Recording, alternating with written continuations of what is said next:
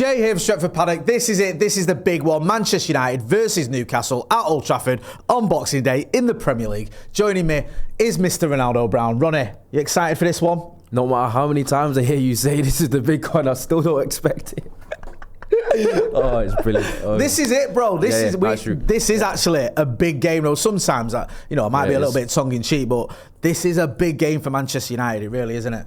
Nah, it is a huge match, and obviously, as we're going to get into, there's a lot of jeopardy going into it as well. There isn't. That's what makes a good drama, jeopardy, and this game has got a bit of jeopardy. Before we get into all that, though, this game is Boxing Day. You all sorted for Christmas? You all set? Yes, I'm all set for Christmas.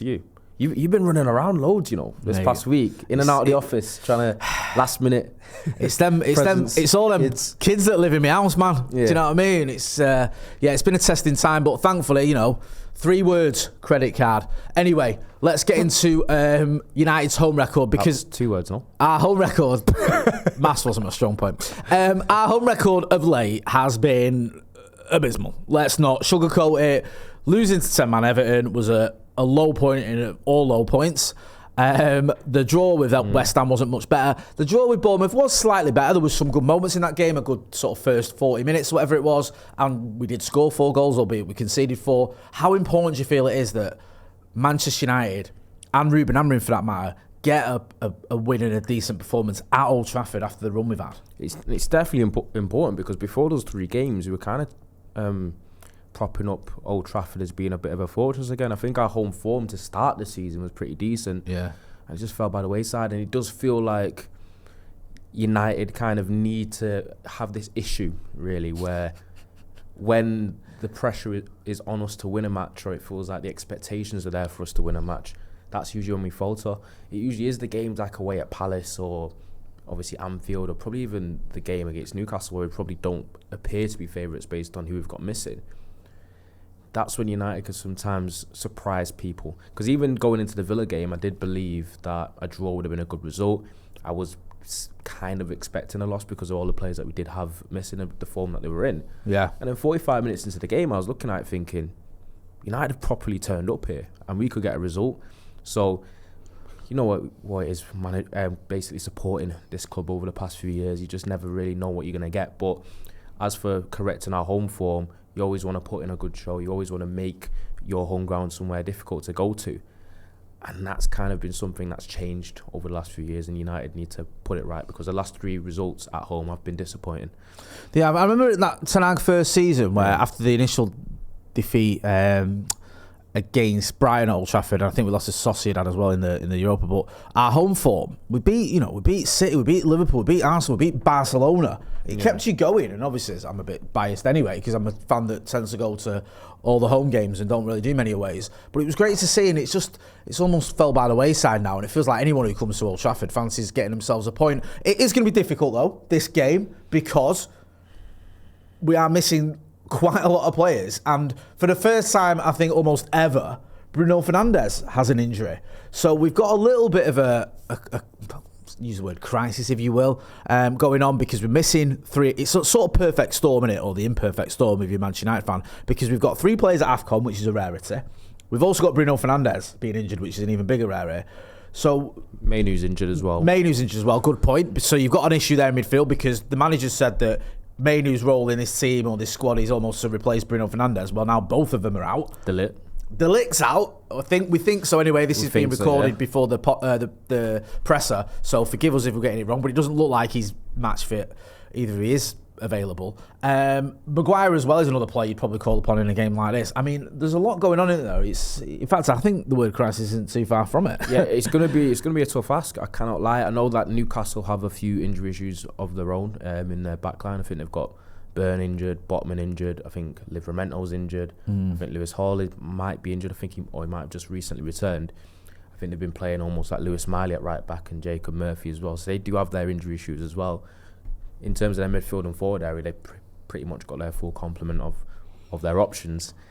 But for us, it just looks like a big ask when you're playing against one of the fellow top 7 teams, one of your rival teams that you're competing against for final league position come May, where you have so many of your starters. Because United pretty much have around 5 starters possibly missing. It just feels like a tough ask.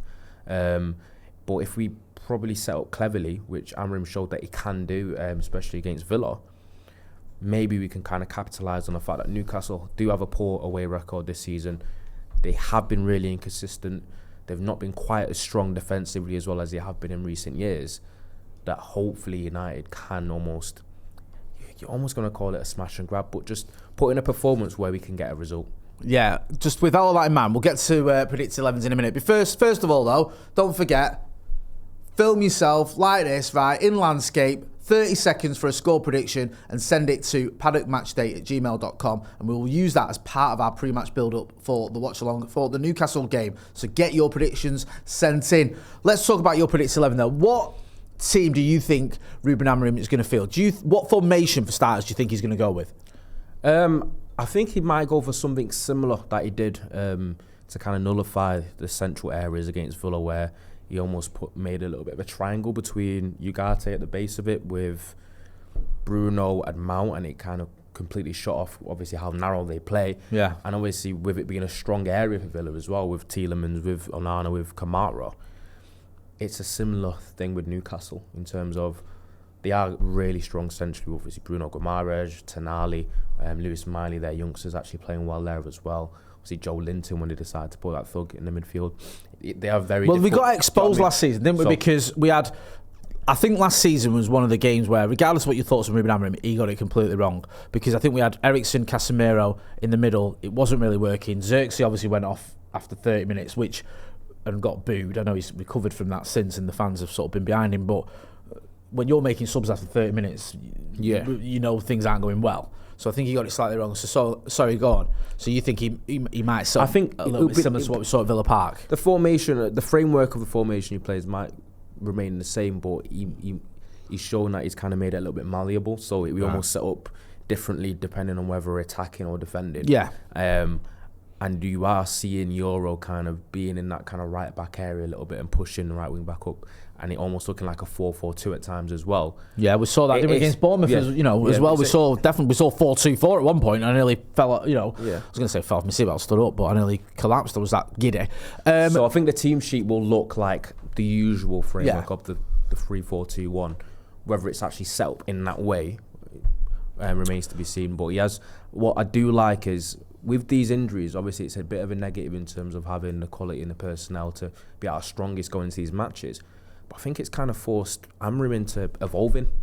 Yeah. And it's almost put him under a certain pressure and kind of challenged his coaching tactically. And I feel like he's actually risen to it a little bit. I know the results have been poor, and I'm one that often criticises him, but I think it's almost kind of forced him to find solutions and evolve a little bit. And he's showing that he does have the ability to try things. Yeah, which I can always commend the manager for.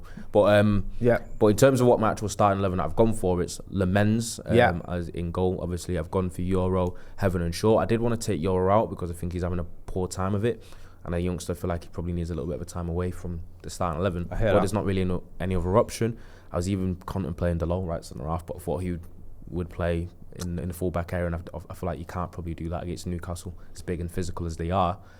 But I've gone for a midfield pivot of Casemiro, and I've started with Martinez in there. Well, he did all right at Villa Park, didn't he, in that sort of similar-ish role.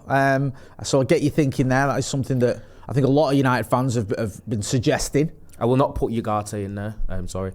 Nope. 7 starts and 7 losses. I just feel like he steadied himself after the first 30 minutes, but his steady is still way below the standard required. Gone for Dorgu left wing back, Delon right wing back, and I've gone for a front three of Mount, Sesko, Cunha. But it wouldn't surprise me if he does make that kind of 3-pronged triangle. Shout out to the meme, but in there where it might be a Martinez, Casemiro, and like Mount, with almost like a split front two with Sesko and Cunha. But I'm interested to see how it set up. To be fair, with all the injuries we've got and the players we've got missing, it's hard to say what exactly we'll see. Yeah, a 3-pronged triangle rather than a 4-pronged one, as some people like to say.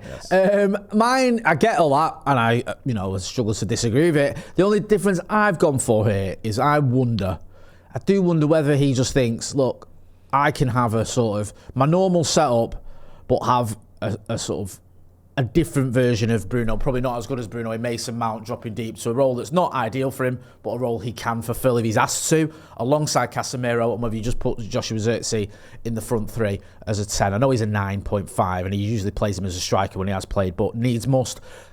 The only question I've got around that is it too much swapping about, and also what does it offer you from the bench? At least you've got Zirkzee on the bench. I presume you've got an option there as an attacker. I don't mind your starting. I'm leaving it basically down to the children, like Shea Lacey and Fletcher and players like that, was who he had sort of given debuts to, so it's not beyond the realms of possibility. But that's the team I've gone with. Get involved in the chat in the comments. Let us know what you think. Do you agree with Ronnie, myself, or do you have a different team? Do you think there could be a different team? Let's talk about Newcastle, because a bit of a weird side, aren't they? It's easy to forget that this Newcastle side is below Manchester United in the table, and we're not exactly having a great season, so you can imagine what season they're having. They're 11th, so they've had some decent results. I think they won the last game, but they also have had some poor ones, including losing against Sunderland with an own goal from Volta-Morde. What have you made of Newcastle this season? Yeah, they've had a struggle this season. This is twice now in the last few years where Newcastle's league form has been derailed whenever they've qualified for Europe and have had to balance the two competitions. They usually finish a lot stronger, or they perform a lot more stronger in the league when they don't have Europe to contend with. And it feels like it's affected them a little bit again, almost. I don't know if that's to deal with the intensity that they play at, maybe not able to match it twice in a week. But yes, they've had a very inconsistent time and they really struggle. Sorry, they didn't win the last game. It was a draw, wasn't it? My bad. It was it a draw against Chelsea? Sorry, yeah. I thought they'd won. But you're right, it's a weird sign, man. In many ways, I hate games like this because it's almost like a lose-lose. Because if you win it, people go, well, you beat a side in 11th. What do you do? And if you lose it, people go, "Oh, you beat." No, I don't think there's any. I don't think there's any of that. I don't think there's any of that, mate. Because you know why? Because I wouldn't be surprised if there is. It's still Newcastle at the end of the day, and I think the league placings aren't exactly accurate in the kind of representation of the teams, even though we're 17 games in, because of how tight the league is in terms of. What are they on? 23 points, and we're on 20. Because we're in 7th, and we're 3 points ahead. And I believe it's the same distance away. So we're 3 points away from 4th place. I'm 10 points away from Villa. I keep thinking it's that Villa game was big for them and us, because obviously it could have been that of 4, now it's up to 10. No, I hear. I think there'll be certain, not everyone, but there'll be a lot of people that go, if we win this game, going, well, you've won 1 in 4 at Old Trafford, you beat a team in 11th, what would you do? But I personally would give the manager credit if you beat Newcastle, because I think Newcastle are a good team, and also you need this win. You do. You need to get a win on the board at Old Trafford, man. This little run's been, I say little run, it's been too long. Get a win against Newcastle and things can start moving forward in the right direction. We can start looking up a little bit, because we've got some big games coming up. We've got Leeds, I think, coming up, City in January. You've got the Brighton game in January in the FA Cup. I mean, these are sort of make or break games, and you need to get off on the right foot. And a home game against Newcastle and a win would be the perfect way to do it, especially in front of that Old Trafford crowd. With all that being said, then, give us your score prediction. I'm going for I think it might be a tight one. I'm going for a 1-1 draw. Oh, Jesus, I don't know what that. I don't know what that does for anyone. I just think without Bruno Fernandes, without Manu, Casemiro coming back is big, especially against Newcastle. Maybe not in terms of the legs in midfield, but obviously his capacity and his ability in both boxes, which are definitely areas of importance when you're playing against Newcastle anyway. But I'm going for a score draw 1-1 again, which means that'll be another game where we don't get a clean sheet.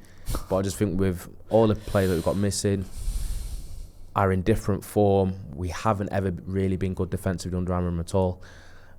I think it will have to be a 1-1 for me. I've had a feeling all week about this game. I think we'll win. I don't know why. It's not really evidence-based. Maybe it's just a hunch. But I think we will actually get a win. I hope so, because we need one. So I'm going to go 3-1. You're right. We're not going to get a clean sheet. If we win a game of football, it's going to be a score win. But I think we can beat Newcastle. Very erratic, so are we. But I think for once we'll actually maybe get the rub of the green and things can go our way, despite all the players we've got missing. But who knows? Get involved in the chat in the comments. Let us know what you think. Don't forget to send us your score predictions to paddockmatchday@gmail.com. Go and check him out as well on, is it Ronaldo Brown TV? It's not. I didn't put a TV on. And What, just Ronaldo Brown? I've watched it. What is it? Just the Ronaldo Brown just channel. my name. Just your name. Just Ronaldo Brown. If you Google Ronaldo Brown or search it on YouTube, his channel will come up. So you can go and check him out there. We'll even put a link in the description. The algorithm likes me enough, innit? Yeah, that's it. If the algorithm likes you, no, just click on the link we put in the description. That's been Ronaldo. I've been Jay. This has been a preview. Manchester United against Newcastle. Thanks for watching.